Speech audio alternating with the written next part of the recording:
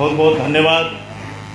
सबसे पहले पूरे देश में राष्ट्रव्यापी ईवीएम भंडाफोड़ परिवर्तन यात्रा पार्ट 2 की शुरुआत 26 जनवरी 2023 से कन्याकुमारी से लेकर कश्मीर के लिए शुरू की गई, आरंभ की गई। मूल निवासी नायक मान्यवर वावन मेश्राम साहब के नेतृत्व में इस देश के लोकतंत्र को बचाने के लिए, देश को बचाने के लिए और संविधान को बचाने के लिए राष्ट्रव्यापी ईवीएम भंडाफोड़ परिवर्तन यात्रा की शुरुआत की गई।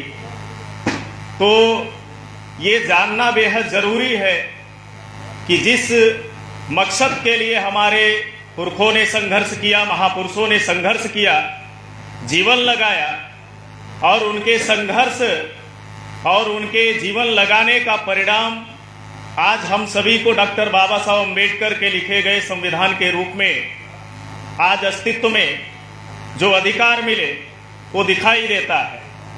डॉक्टर बाबा साहब अम्बेडकर के लिखे गए 395 आर्टिकल, 12 अनुसूचियां और 22 अध्याय की अगर बात करें तो प्रत्येक आर्टिकल जो डॉक्टर बाबा साहब अम्बेडकर ने लिखा वो हमें अधिकार संपन्न बनाने के लिए लिखा। कोई ऐसा आर्टिकल डॉक्टर बाबा साहब अम्बेडकर ने संविधान के अंदर नहीं लिखा है जिससे इस देश के ओबीसी, एससी, एसटी, माइनॉरिटी यानी मूल निवासी बहुजनों को अधिकार वंचित किया जाता हो, ऐसा कोई आर्टिकल उन्होंने नहीं लिखा। लेकिन जिस समाज को डॉक्टर बाबा साहब अम्बेडकर का लिखा हुआ संविधान आज इस देश में मान सम्मान स्वाभिमान से जीवन जीने का अवसर निर्माण किया, लेकिन आज बहुतायत ओबीसी, एससी, एसटी, माइनॉरिटी की बात करें, इस देश में लगभग 74%, 74% भारत की ऐसी आबादी है। उन्हें जब ये सवाल हम लोग गांवों में करते हैं, शहरों के अलग अलग मोहल्लों में अपने लोगों के बीच में करते हैं कि ये देश किससे चलता है, ये देश कैसे चलता है, तो कोई आवाज नहीं निकल के आती कि ये देश संविधान से चलता है। संविधान को देखने की बात दूर है, संविधान से ये देश चलता है ये भी देश के लोगों को पता नहीं है। संविधान में लिखे गए अधिकार आज 21वीं सदी में लगभग 75 साल देश के आजाद होने के बाद भी इस देश में अमल में नहीं लाया गया।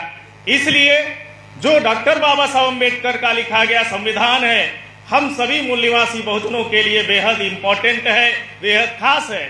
लेकिन इस देश में अलोकतांत्रिक तरीके से गैर संवैधानिक तंत्रों का इस्तेमाल करके और इलेक्ट्रॉनिक वोटिंग मशीन का इस्तेमाल करके असंवैधानिक लोग चुनकर सत्ता में पिछले 2 दशक से लगातार आ रहे हैं। और डॉक्टर बाबा साहब अम्बेडकर के लिखे गए 395 आर्टिकल और 12 अनुसूचियां और 22 अध्याय को लगातार दीमक की तरह चाटने का काम कर रहे हैं, लगातार इन लिखे गए अधिकारों को खत्म करने का काम कर रहे हैं।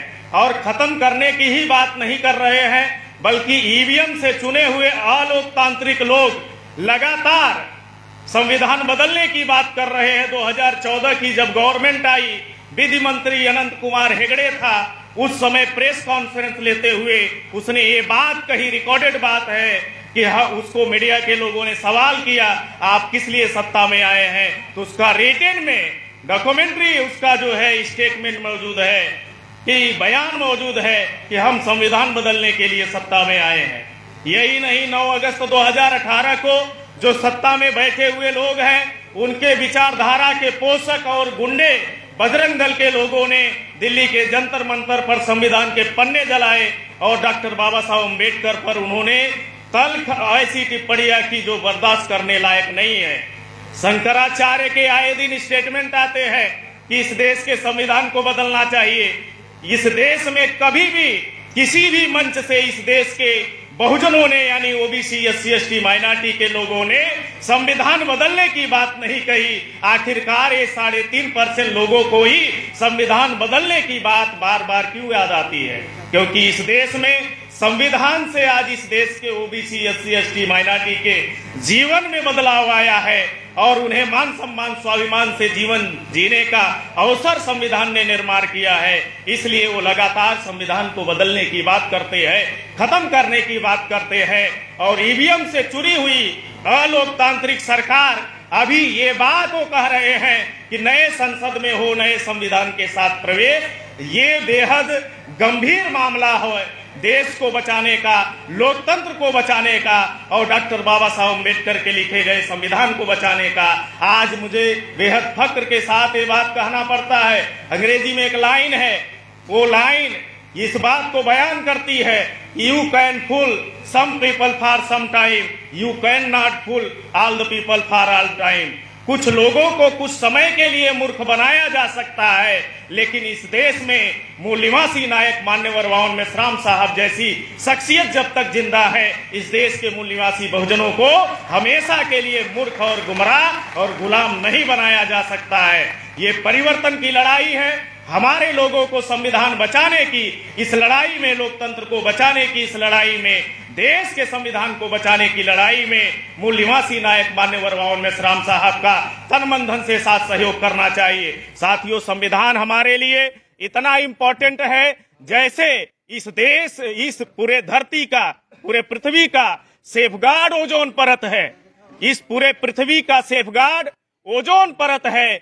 जिस दिन ओजोन परत नष्ट हो जाएगा, उस दिन पृथ्वी से जीवन का अस्तित्व हमेशा के लिए समाप्त हो जाएगा। उसी तरह से इस देश के मूल निवासी बहुजनों के लिए डॉक्टर बाबा साहब अम्बेडकर का लिखा गया संविधान सेफगार्ड के तौर पे है, सुरक्षा कवच के तौर पे है। अगर संविधान हमारा सुरक्षा कवच है तो हमें उस सुरक्षा कवच की हिफाजत करने के लिए और उसे सुरक्षित करने के लिए, बचाने के लिए मूल निवासी नायक मान्यवर वावन मेश्राम साहब के साथ आना होगा और इस लड़ाई को लड़ना होगा और आने वाली नस्लों के अस्तित्व और वजूद को बचाने के इस आंदोलन का हिस्सा बनना होगा।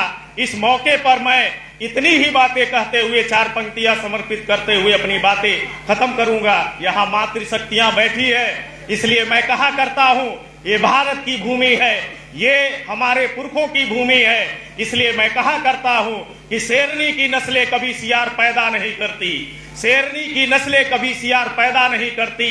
हम मूल निवासियों की माएँ कभी गद्दार पैदा नहीं करती। भेड़ियों की ताकत से चीते मरा नहीं करते।